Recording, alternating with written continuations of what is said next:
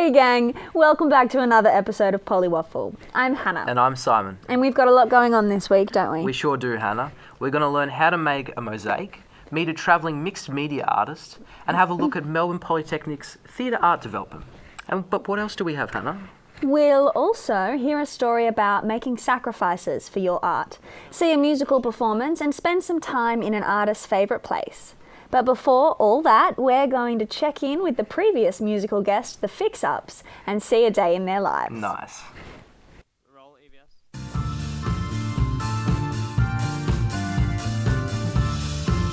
Well, we're the Fixups. We play rock, punk, pop. What do you reckon, Nicholas? Yeah, funky pop. I play keyboard and I sing. And I play bass, guitar, keyboard. anything else?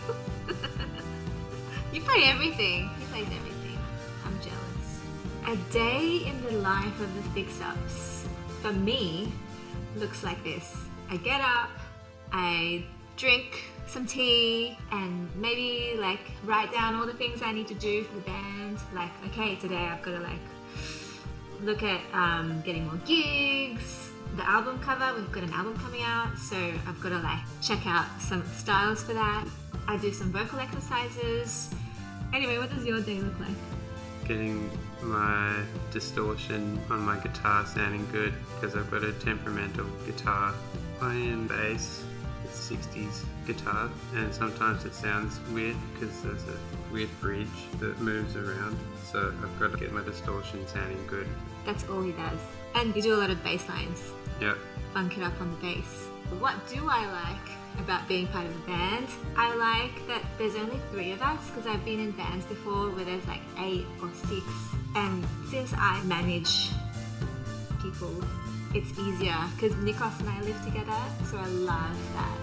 And then we just have to deal with Ash, who actually isn't here, but she sends her apologies. I love that. I can just have less people to deal with. I like playing with Marlene because she's got a lot of energy. So does Ash. So I like that. I think there is no choice for me now because I feel like that's always what I fall into. If I don't do it, it feels weird.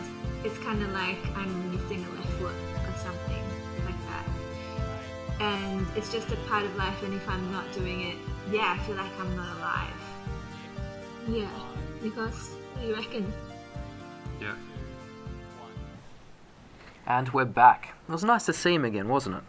Oh, for sure. After seeing them perform, it's great to be able to have a behind-the-scenes look at how they go about their work. What have we got next, Simon? Up next, we're going to learn how to make a mosaic, which is a pretty old style of art, isn't it? It originated in Mesopotamia in the 3rd millennium BC, if I recall correctly. How in God's name do you remember all this? I do my homework. Zoey Norman is going to show us how it's done right now. Hello, my name's Zoe, and today I will be demonstrating how to make a mosaic flower. Now, to start off with, I've got a ceramic tile, just a medium size. You can even do a large, doesn't matter, it's completely up to you. A pen to draw your design on, and some gorgeous colours here I've got to do with my flowers. A hammer for bashing the tiles, best part ever. And here I've got some tile adhesive for gluing my design. And then I've got some white grout it's just white, simple, to do my tiles, to go over my tiles. You'll need an old tea towel or an old towel or something. So first of all now I'm just going to draw my little design of my flower. So roughly it's just kind of playtime really. Just make it as big and beautiful as what you think it should be. So here's my design of my flower for my mosaic, but I just put a board down, and there's my tea towel. I'm just going to wrap this up quickly and get the hammer and just give it a few taps in the corner. And we have a few pieces chopped into. You just need to be careful because it's a bit sharp. So I've finished bashing up my ceramic tiles and I've started my design on the tile itself. So here we are with the flower, and basically all I'm going to do is just grab a piece of tile and use the glue and pop it in place, and you just go around. So now guys, I've got my grout already mixed up, just enough for this mosaic, and basically you just spread it on. And this, guys, is how you make a mosaic. So, buddy, you reckon you could make a mosaic now? I might just have to watch a few more of those clips, but I reckon I've got it down pat. She makes it seem doable, I think. She certainly does. Thanks again to Zoey Norman for showing us how it's done. Simon, you hear a lot about how artists make sacrifices and compromises to be able to pursue the craft. Oh yeah, definitely. Just like how Vincent van Gogh sacrificed his ear. Yeah, that's right, isn't it?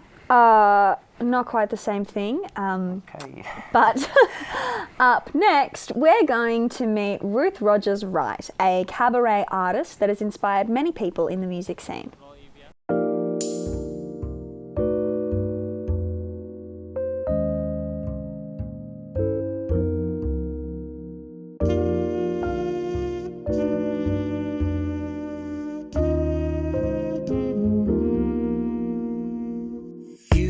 Child, born in a city of sin. She was just like you or me. Yeah, my name's Ruth, and I write songs, poetry, Nina Simone show, and yeah. The reason that I like her is because she's strange and she's sort of fearless and fearful, which I think is, you know, that kind of combination that I am myself. My favourite Nina Simone track. Well, I mean, Nina Simone, she recorded over 600 tunes, and I know maybe 60 or so that I perform. But one of my favourites is For Women. It's like, it tells a story of supposedly the identity of like 4 types of black women. And it's a very dramatic song built over this kind of piano groove. That's definitely one of my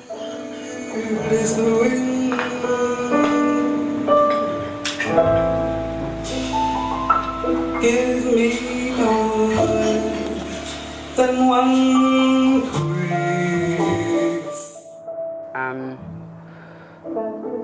Well, I became a mother 19 years ago, almost 20, I suppose, in September. Yeah, how did it change my music? Well, you know, it didn't actually. I just try to do the best I can for myself.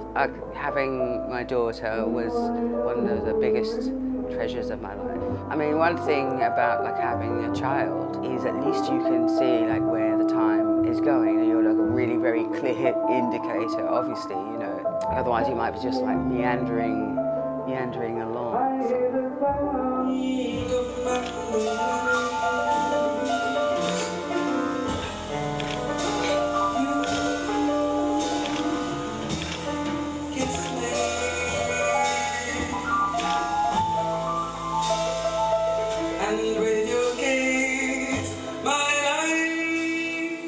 I really admired David Bowie, and I met David Bowie many years ago in CBGB's in New York. That was one of the people that I met that I was speechless, you know, and went all kind of like, oh, you know, I've been a fan of yours forever and ever, you know, like, you know, excuse me, like if I just go completely stupid. And, you know, he was like very sweet. He asked me if I'd like to have a drink, and I was so nervous I wouldn't even have a drink. But then the next night when I met him, I, you know, said, yeah, I'll have a gin and tonic. Because what I really noticed about him actually was how he just was just like one of the people. He kind of blended in the background, and yet obviously a person of presence. And where so many people are so self-conscious about, you know, about themselves. So I talked to him actually quite a lot about that. Like, and he just said, you know, it was like you are what you feel at the time.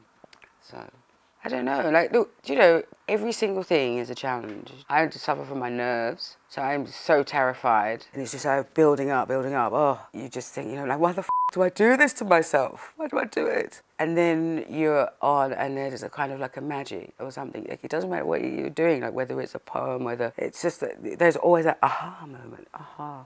And it, you know, like, it would be, what would it be even later on if you got there, you never had moments, Dave, anything ever challenging you or whatever. If I could go back in time and give some advice to my younger self, I'd just say, look, you know, it's going to be okay, you're going to be all right. It's not that bad. It's almost like you've got to burn yourself a bit on the flame in order to always then you make more of the flame in some other way without just stumbling into it and burning yourself. So there's growth.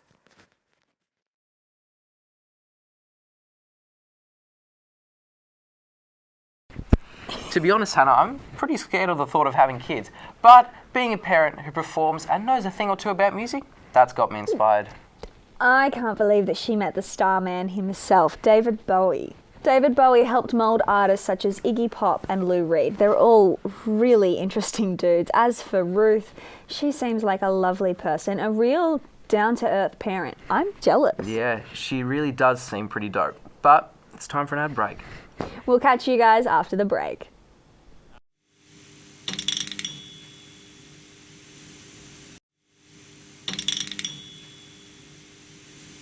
What it is time for is a story about Sara Lazarus, who creates mixed media art inspired by her life experience.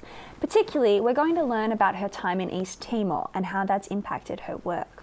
Let's see what she has to say. What I live through, what I experience, has a direct effect on the art that I make. And so recently, last year and the year before, I worked in Timor-Leste.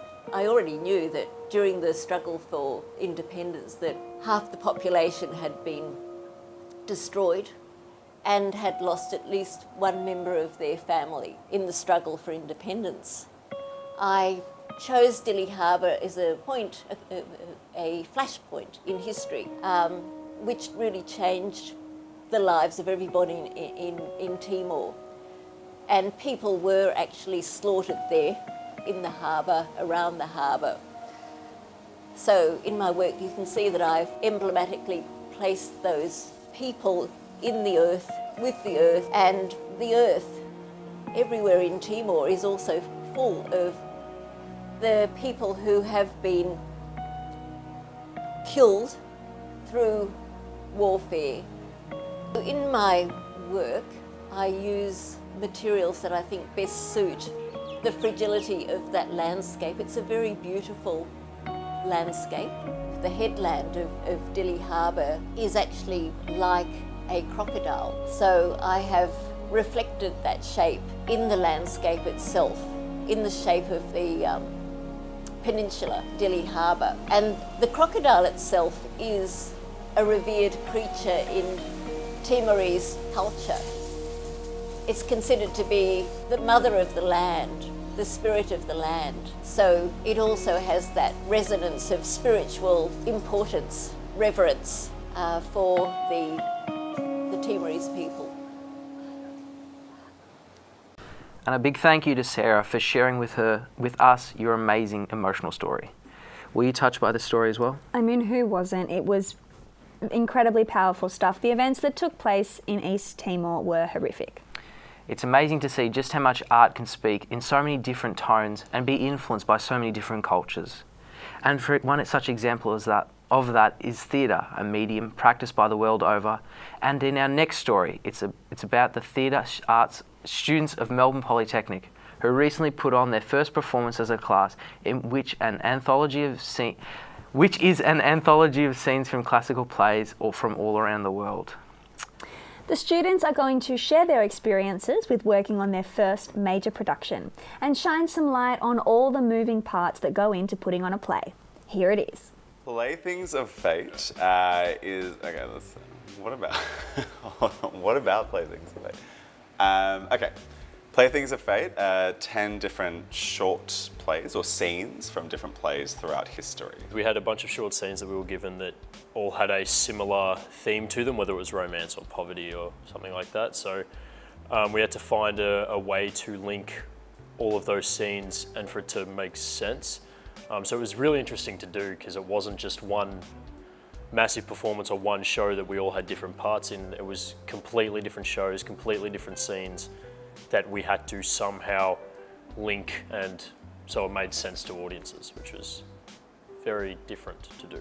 We were writing our own plays in the second half of the year, but this was a chance to work on some established stuff, which was a lot of fun, because then when we were collaborating with costume and makeup, they had an idea in mind, we had an idea in mind, and yeah, going into it, we broke off into teams with them, and were able to find a style that didn't have to go for the whole play, but just our each individual section.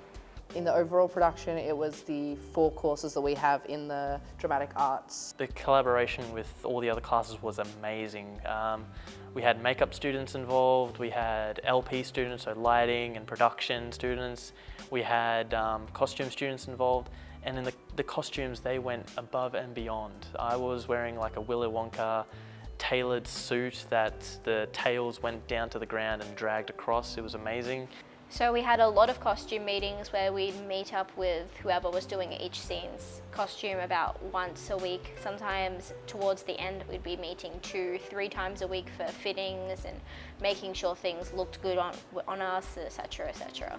You kind of felt as though you needed to do that costume justice within your performance because so much work had been put into it. For the importance of being earnest, they kind of just wanted, obviously he's in his own home, Algernon is in his own home, and so they wanted something comfy for that, so he's got like little comfy slippers and he's in his smoking robe, and it's probably one of the cooler costumes I've put on because that robe, I wanted to steal that robe by the end of it. It's such a cool little costume. Every scene had something in it that the pair or the group had to practice more than other groups, and for us it happened to be another like voice and impression and stuff, so it was very different to do. That was probably one of the hardest parts, was to get that accent right. Ours had a lot of physical comedy. You know, I was chasing Marcus around the room, and especially we're both in costumes, so we had to put a lot of extra time in there to make sure, you know, no one got hurt. It's one of the things you don't really take into when you think about acting, is the choreographing and how delayed your movements are, or how quick your movements have to be. So I think that was one of the biggest challenges. Something I didn't realise I'd have to do was probably kiss my co-star. In half of it I had to full-on act like he was my brother and then turn that into more of a romantic one, which is hard to do emotionally, but it was something you have to do as an actor. At the end, I was just very relieved that it all just came together and worked so well. We were freaking out, as you do before a show, being like, is this good enough? Are my lines all learnt? Is the blocking okay? But then once you do it in front of an audience and feel their energy and their applause and their laughter and whatever emotions you're going for, that just, it's a relief, just knowing that you've done a good job. Not that I live for the applause, but like, you know, it's a nice feeling. Well, it certainly looks like there's some talent over there. Too right, not just the actors, but also the costume designer and production crew as well. Yeah, that's right. Now it's time for an ad break. We'll see you guys soon.